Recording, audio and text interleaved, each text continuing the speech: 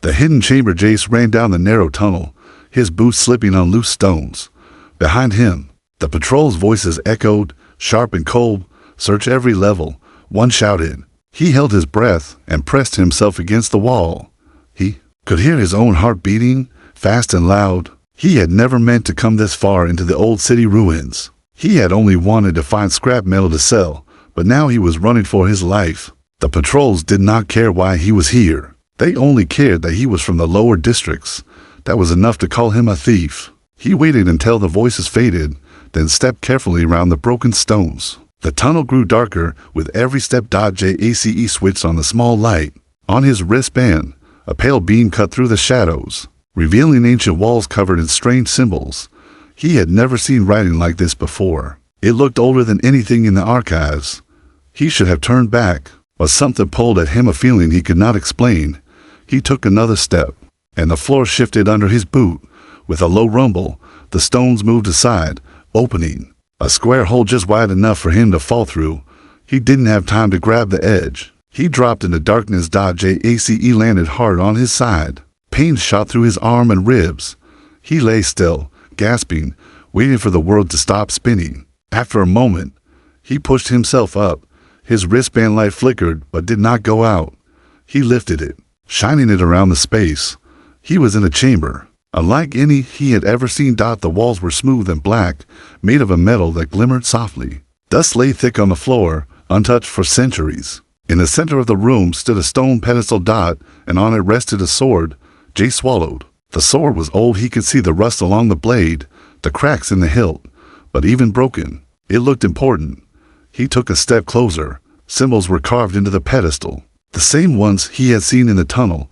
They seemed to shimmer as his light passed over them. He felt the hair on his neck lift. He knew he should leave, but he couldn't. He reached out slowly, the moment his fingers touched the sword's hilt. The chamber changed. Lights woke up along the walls, pulsing in long, slow waves. A low hum filled the air, vibrating in his bones. He tried to let go, but his hand wouldn't move. His heart slammed against his ribs. What is this? He whispered. A voice spoke from everywhere, and no word. Identity confirmed. Imperial genetics signature detected. Jace single quotes S breath caught. Long lost emperor designation restored. Welcome home, your Imperial Majesty. He shook his head. No, he gasped. That's not me. The sword grew warm under his hand.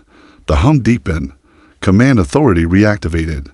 The black walls shifted. Hidden panels slid open, revealing smooth screens and small devices he could not name. Symbols glowed brighter. Jace tried again to pull his hand free, but the sword held him. He felt a strange pressure in his chest, as if the room itself was waiting for him to speak. He turned his head as footsteps echoed above him. The patrol had found the opening in the floor. He could hear them arguing. Detected an energy surge. Someone's down there. Jace's pulse raced. If they came down and saw this, they would arrest him or worse. Let me go, he whispered to the sword. Please. The voice spoke again. Command override not permitted. He closed his eyes, trying to think. But in that moment, he knew one thing for certain. The moment he had touched this sword, everything had changed. The awakening. Jace stood frozen, his hand locked around the sword's hilt. The low hum in the chamber grew louder, pulsing like a heartbeat. Dust drifted down from the ceiling as hidden machines woke from their long sleep. This can't be real, he whispered. Above him, the patrol's boots scraped against the stone. Voices barked orders. Seal the entrance, one shouted. He heard the clang of metal doors sliding shut. He was trapped, but somehow, that was not the worst thing. The worst thing was the voice that called him emperor. A thin beam of light shot from the sword's tip, striking the floor at his feet. It spread into a circle of glowing symbols. Holograms flickered to life all around him. An older man with a lined face appeared first, dressed in a robe marked with a golden crest. My emperor, the hologram said in a calm voice. If you are seeing this, the empire has fallen into darkness. Jay stared, unable to speak. You were hidden away as a child, the hologram continued, to keep the bloodline alive. Only you can restore what was lost. Jay shook his head. No. He whispered, you have the wrong person. But the hologram didn't stop. The sword you hold is the regalia of unity, the man said. It will bind itself only to your hand. Jace tried again to pull free, The sword did not move. His heart hammered. A second hologram blinked on this time. A map. He saw the outline of the city, marked with bright points of light. Imperial systems reactivating. The voice said. Genealogy confirmed. Emergency protocols engaged. Stop. Jace gasped. He felt heat spreading up his arm. Lines of soft blue light climbed over his skin, mapping the shape of his veins. The sword spoke in a new voice, softer and almost sad. Welcome home, your Imperial Majesty. The hidden panels in the walls began to open wider. Shelves slid out, filled with sealed crates. One crate cracked open with a hiss, revealing a smooth metal band. It lifted into the air and hovered near his wrist. Jace flinched back. No, don't. The band snapped closed around his wrist. Light flared across its surface, and a series of symbols appeared. Command interface active, the voice said. He stared at it, breathing hard. He had come here looking for scrap to sell. And now this place wanted to make him an emperor. The sword's glow faded until it was only a faint shimmer. Carefully, Jace tried again to let go. This time, his fingers slid free. He stumbled back, almost falling over the crates. For a moment, he thought the chamber would go dark again, but the lights stayed bright. The hologram of the old man looked at him, expression calm and patient. You were always meant to return, the man said, when the Empire's need was greatest. Jace shook his head. I'm no emperor. He whispered. You are the last of the line, the voice replied. A loud crash echoed through the chamber. Dust fell from above. The patrol was breaking through the sealed door. Jace looked at the sword on the pedestal. He should leave it. He should run. But something deep inside him said he could not. He reached out and picked up the sword again. It felt heavy, but right in his hand. The hologram bowed its head. Your people are waiting, the old man said softly. The door burst open with a blast of cold air. Armored figures rushed in, their weapons raised. Hands in the air, one shouted. Jace lifted the sword. For a moment, no one moved. Then one of the soldiers fell to his knees. My emperor, he whispered, his voice breaking. Jace stared in shock. He did not know what would happen next. But he knew nothing would ever be the same. The hunter's pursuits could not move. The cold air from the broken door rushed over his face, making him shiver. The soldier who had called him emperor still knelt on the floor, head bowed. The others stood frozen, weapons shaking in their hands. He felt the weight of the sword in his grip. It was too big for him, too old, too heavy with history. He wanted to drop it and run, but something in the way the soldier looked at him made him pause, like he was seeing something Jace could not yet believe. I am not, Jace started, but his voice broke. The soldier lifted his head. His helmet hid his eyes, but his voice was steady. The scanners confirmed your blood, he said. You are the Imperial line. Jace shook his head. I'm a mechanic, he said. I'm nobody. The soldier looked at the others, said word to Central Command. He ordered, tell them the heir has been found. The other soldiers hesitated, glancing at Jace, then at the glowing sword. Do it. The soldier barked. One of them turned away, speaking into a small comm device. Jace's heart raced. This was a mistake. It had to be. He turned to run back toward the hidden tunnel. But before he could take more than 2 steps, another figure stepped into the doorway. She wore black armor that shone like polished glass. Her face was hidden behind a mask shaped like a bird of prey. The soldiers fell silent. Jace felt something cold slide down his spine. He knew her name without needing an introduction. She was the royal enforcer. The hunter who never failed. Move aside, she ordered in a voice that was calm and terrifying. The soldiers shifted back without protest. She walked slowly across the chamber, her boots silent on the ancient stone floor. She stopped a few steps from Jace and looked him up and down. So, she said quietly, you are the boy they hid. I don't know who you think I am, Jace said. You are the last of the Imperial bloodline, she said, and the sword proves it. He gripped the hilt tighter. I don't want it, he whispered. It doesn't matter what you want, she replied. Her gloved hand rose slowly. Come with me, she said. Jace shook his head. I can't, he said. She tilted her head. If you run, she said softly, I will have to hunt you. He swallowed hard. Then hunt me, he said. For a heartbeat. No one moved. Then she took one slow step forward. And Jace turned and ran. He sprinted through the back of the chamber, his boots hitting cracked tiles. Behind him, He heard her voice.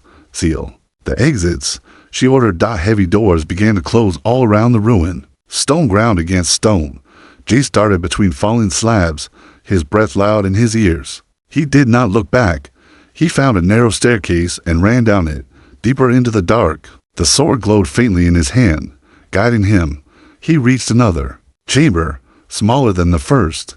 It was filled with statue stone figures of long-dead emperors. He stumbled among them, searching for any way out, but there was no door, only silent stone faces watching him. He pressed his back to a pillar, trying to catch his breath. His mind raced. What am I supposed to do? The enforcer's voice echoed through the halls. You cannot hide, she called. Her tone was almost gentle. Come out now, she said, before you make this worse. Jace closed his eyes. He felt the sword warm against his palm, as if it were alive. He had never believed in destiny, but maybe destiny had believed in him. He took a shaky breath. If you want me, he whispered, you will have to earn it. He lifted the sword. Its rusted blade gleamed bright for the first time, and in the silent chamber, the statue seemed to watch in approval. The silent witness Jace stood with the sword raised. The glow along the blade grew brighter, painting his hands with pale blue light. He could hear the enforcer's steps coming closer, slow, patient, certain. She knew he had nowhere to go. He looked around the chamber again. Tall statues lined the walls, kings and queens carved in perfect stone, each one holding a sword like the one in his hand. He felt their silent eyes watching him. He wondered what they would think of him now. A boy with no training, no army, no plan. Just an old sword and a name he didn't want. The enforcer stepped into the chamber. Her black armor shimmered in the faint light. Her mask hid her face, but he could feel her gaze on him. She stopped a few steps away. Put the sword down, she said calmly. He shook his head. I don't want to be your emperor, he said. You are, she replied. Your blood decided that the day you were born. He swallowed hard. Then why did no one come for me before? He asked. She was silent for a moment. Because some of us believe you were safe or forgotten, she said. She took a slow step closer. You were hidden. For a reason, she continued. If the other houses learn you live, they will come for you. They will tear this city apart. He tried to steady his breathing. So you came to kill me, he said. Her head tilted slightly. No, she said. I came to protect you. He stared at her, confused. You've been hunting me, he said. I was hunting proof, she corrected. And now I have it. She gestured to the sword. That blade only waits for your line, she said. And now the truth cannot be hidden. He felt dizzy. I don't understand, he whispered. You are the heir, she said simply, and whether you want it or not, you must choose your path. He looked at the statues again. All those rulers, all their stories. He was no different from any scared boy hiding in the dark. But the sword did not care about his fear. It had chosen him. The enforcer lowered her weapon. You have my loyalty, she said softly. As I once served your mother. Jace looked at her sharply. You knew her? He asked. I did, she said. She was brave. He swallowed hard. Was she afraid? He asked. Every day, the enforcer replied. But she never let it stop her. Jace closed his eyes. He could almost see a memory, warm hands lifting him. A voice singing softly. He did not know if it was real or just hope. But it felt true. He opened his eyes again. What happens now? He asked quietly. The enforcer looked at him. You must leave this place, she said. And you must decide if you will claim your name. He shook his head. I don't know how to be an emperor, he whispered. No one does, she said. Gently. For a moment, the chamber fell silent. Then the sword pulsed in his hand. The statues along the wall seemed to glow with a faint light, and he felt, for the first time, that maybe he was not as alone as he thought. He lowered the sword to his side. Will you help me? He asked. Yes, the enforcer said. Even if I fail? He asked. She nodded. Especially if you fail, she said. He took a deep breath. Then show me the way out, he said. The enforcer turned toward a hidden door behind the largest statue. Follow me, your majesty, she said. And though the tiles still felt too big, too heavy, he took the first step. The memory archive's hidden door creaked open, revealing a long stairway carved into the stone. Cold air drifted up from below, carrying the smell of old metal and dust. The enforcer stepped through first. her black armor almost blending into the shadows. Jace hesitated at the threshold. "Come," she said quietly, without turning around. He tightened his grip on the sword and followed her into the dark. The stairs spiraled down farther than he thought possible. He counted at least 100 steps before they finally reached the bottom. A wide door stood in front of them, marked with the same symbols he had seen on the sword's hilt. Jace brushed his hand over the carvings. They felt warm under his fingers. "What is this place?" he asked. "The memory archive," the enforcer replied. "Your ancestors left their knowledge here, waiting for the day their line returned." He swallowed, "And if no one ever came, then it would have stayed buried," she said softly. "But you are here now." She pressed her gloved palm to a round panel near the door. It lit up with a blue glow. "Identity confirmed." A calm voice spoke. The door slid open with a low hiss. Inside, thousands of glass panels covered the walls, each holding a faint shimmer of light. The room felt alive with quiet energy. Jace stepped forward slowly. "What are they?" he whispered. "Memories," she said. "Stories, lessons. Every emperor before you left something behind." He turned to look at her. "And you brought me here because you need to know where you came from," she said. He walked to the nearest panel. Inside the glass, an image formed. His mother's face, younger than he had ever imagined. She held a baby wrapped in silver cloth. The baby's eyes were bright and curious. "Is that me?" he asked in a small voice. "Yes," the enforcer said. He reached out. The glass was cold under his hand. "Play record," he whispered. The panel glowed brighter. His mother's voice filled the chamber. "My son," she said gently, "if you are hearing this, it means you survived." Jace's chest tightened. "I hope you never needed this message," she continued. "I hope you grew up safe, far from the war." He closed his eyes, listening to the voice he barely remembered. "But if you stand here now," she said, "you must know the truth. Our family protected this world for generations. But when the enemy came, we could not stop them. I sent you away so you might live." Her voice trembled. "Never believe you are unworthy," she said. "You are the last hope of our people." The recording faded. The glass dimmed. Jace stood very still, his hand pressed to the panel. "I don't know how to be who she wanted me to be," he whispered. The enforcer stepped closer. "No one does," she said. "But you are here. That is enough." He turned to face her. "All my life, I thought I was no one," he said. "Just a mechanic, a stray. And now?" she asked.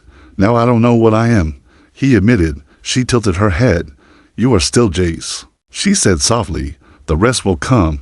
He looked back at the glass panel. His mother's eyes seemed to watch him from the past, full of quiet hope. A soft chime sounded. In the far corner of the archive, another panel lit up. The enforcer nodded toward it. "More memories," she said. "I can't watch them all." He said. "No," she agreed. "But you can watch one more."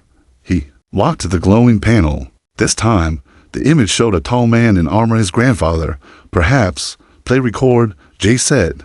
The man's voice was deep and steady. "If you hold the sword," he said, "you are the heir. No matter your doubts, the blood will call you to lead." The man lifted his chin, looking straight ahead.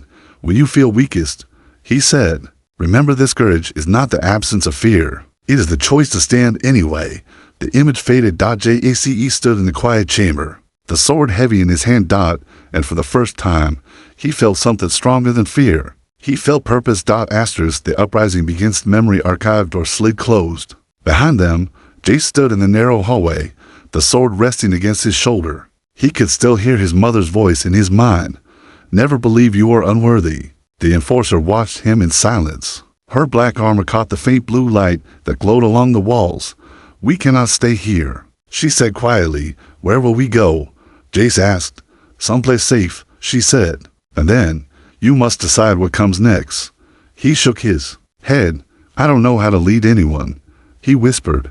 "You will learn," she said, "or you will die." He swallowed hard. "Do you really think people would follow me?" She tilted her head. "They will not follow the boy you were," she said. "They will follow the man you choose to become." A low rumble shook the stones under their feet. Dust drifted from the ceiling. "What is that?" Jace asked. "Enemy craft," the enforcer said. "They are searching for you." He gripped the sword tighter. "Why do they care so much?" "Because if you claim your name," she said, "the Empire could rise again, and they would rather it stay dead." He finished. She nodded once. They reached another hidden door. She pressed her hand to the panel, and it slid open onto a wide platform built into the cliff. Cold wind hit Jace's face, carrying the smell of smoke far below. The old city lay in darkness. Spotlight swept across the ruins. Sleek black ships hovered above the streets. He stepped to the edge and looked down. People were gathering in the shadows, families and workers from the lower districts. They had come out of their homes to see what was happening. Some pointed up toward the cliff where he stood. They know something is happening, he said softly. Yes, the enforcer replied. They are waiting for someone, he whispered. She did not answer. He looked down at the sword in his hand. He thought of all the times he had told himself he was nobody, and all the voices in the archive telling him he was something more. He turned to her. If I walk out there, they will expect me to lead, he said. They will, she agreed. And if I fail, then you fail, she said. But you will have tried. He closed his eyes. He remembered his grandfather's voice. Courage is not the absence of fear. He took a deep breath. Then let's go, he said. They walked down a hidden stair carved into the rock. With every step, the voices below grew louder. When they reached the bottom, a hush fell over the crowd. People moved back, making a path. Jace felt hundreds of eyes watching him. Old men, children, mothers holding babies. All of them waiting. The enforcer stopped beside him. They don't see a mechanic, she said softly. They see hope. He swallowed. What do I say? He asked. She looked at him. Tell them the truth, she said. He stepped forward. The sword glowed faintly in the dark. I don't know if I deserve this, he began. His voice was rough, but clear. I never asked to be your emperor. I never asked to carry this sword. People shifted, listening. But if you will stand with me, he said, I will not run from this. A murmur spread through the crowd. If you will help me, he continued, we can build something better. He lifted the sword high. I can't promise I will never fail, he said, voice steady, but I promise I will never stop trying. For a moment, no one moved. Then an old man stepped forward. He dropped to one knee, head bowed. A woman followed, kneeling beside him. And then dozens more. Jace looked down, his heart full. He felt the enforcer's hand on his shoulder. You have your answer, she said quietly. He nodded once, and in that moment, he chose to become what the sword had called him. The first commander stood on the cracked stone, the sword raised above his head. The crowd stayed on their knees, heads bowed in silence. The cold night wind moved through the ruins, carrying the soft hum of the enemy's ships overhead. He lowered the sword slowly. Stand, he called, voice stronger than he felt inside. One by one, the people rose to their feet. Their eyes met his tired eyes, hopeful eyes. He felt something shift in his chest. He was no longer only a mechanic hiding in the shadows. He was the heir. The enforcer stepped to his side. What will you do now? She asked quietly. He looked up at the dark sky, where the patrol ship searched for any sign of rebellion. I don't know how to fight them alone, he said. You don't have to, she replied. He nodded slowly. Then we gather everyone willing to stand, he said. We show them that the Empire isn't dead, and if they come for you, she asked. He tightened his grip on the sword. Then let them come, he said. But I won't hide again. He turned to the crowd. You don't have to kneel for me, he said. Voice clear. A woman stepped forward, her face lined and tired. But you are the Emperor, she said softly. He shook his head. I am just a man who wants something better, he said. The woman looked down, then back at him. Then we will help you, she said. Others nodded. A young boy held up a broken metal badge with the old crest. For the Empire, the boy said. Jace felt his throat tighten. For all of us, he whispered. The enforcer touched her wrist. Calm. Send word to the hidden outposts, she ordered. Tell them the air is alive. A crackle of static replied. Then a voice spoke. Understood. Orders received. She looked back at Jace. There will be war, she said simply. I know, he said. Are you ready for that? He thought of his mother's voice, his grandfather's words. He thought of every moment he had believed he was nothing, and he understood that he could not be that boy again. I am ready, he said. The sword glowed brighter in his hand, as if it agreed. He turned to the crowd. If you want to leave, no one will stop you, he said. But if you stay, you must be ready to fight. No one moved. No one turned away. Instead, they began to step closer, forming a circle around him. He felt their quiet strength gathering like a storm. And for the first time, he did not feel alone. The enforcer stepped in front of him. "What is your first command, my emperor?" she asked. He lifted his chin. "We rebuild," he said. "We find every person who still believes this world can be better." He looked at the crowd, then back at her. "We show them we are not afraid." A soft hum began to rise from the hidden door behind them. Old lights flickered on along the walls. The memory archive was awakening fully. The knowledge of generations waited there ready to teach him everything he needed to know. Jace felt the sword grow warm in his palm. He closed his eyes and took a slow breath. When he opened them, he was not the same boy who had picked up a rusty sword in the dark. He was ready to lead. He was ready to stand, and as dawn began to break over the ruined city, the first light touched the sword's blade. It gleamed like something new, something reborn. So did he. That morning, as the sun rose over the broken stones, he finally believed that even the smallest life can carry the power to change everything.